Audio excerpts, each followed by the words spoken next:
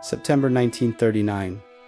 Europe was on the edge of war, but few believed it would actually happen. Then suddenly German forces crossed the border of Poland with tanks, aircraft, and more than 1 million soldiers. Within days, cities were burning, armies were collapsing, and the world realized something terrifying.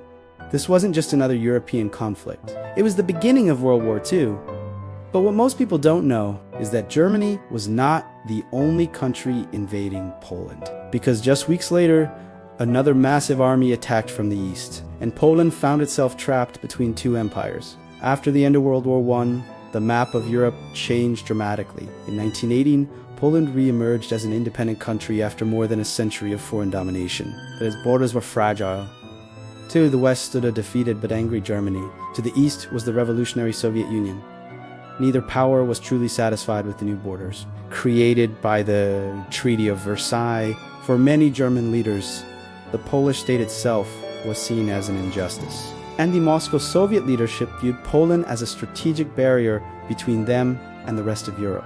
Yet during the early 1930s, Poland tried to maintain peace. It signed non-aggression agreements with both Berlin and Moscow. But beneath the surface, tensions were growing. By the late 1930s, power in Germany was firmly in the hands of Adolf Hitler. His vision for Germany included expansion eastward to gain territory and resources. This idea was known as Lebensraum, living space, and Poland stood directly in the way. Meanwhile, German leaders also demanded control over the port city of Danzig, which had been separated from Germany after World War I.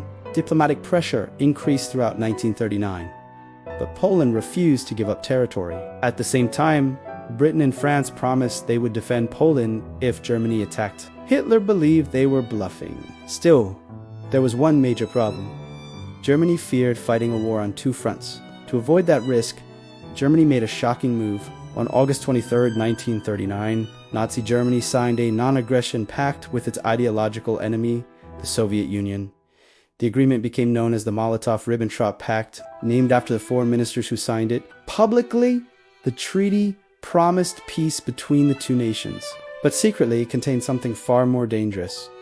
Eastern Europe would be divided between them, and Poland would be split in two.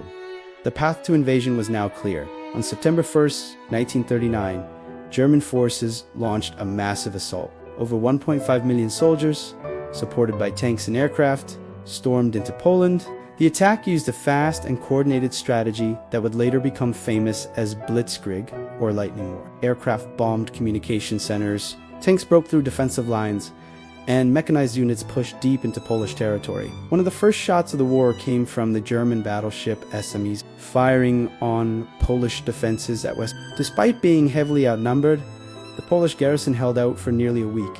Across the country, Polish soldiers resisted fiercely, but the speed of the German advance was devastating. Within days, large portions of the Polish army were surrounded. On September 3rd, the United Kingdom and France declared war on Germany.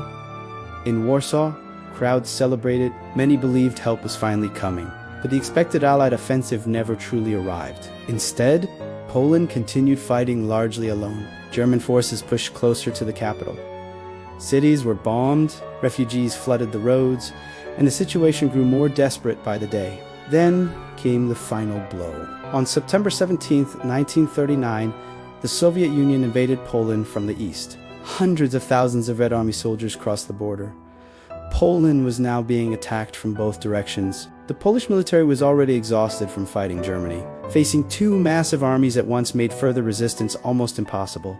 Within weeks, the country collapsed. The capital, Warsaw, continued resisting longer than expected. German forces surrounded the city, while heavy bombing destroyed infrastructure in neighborhoods.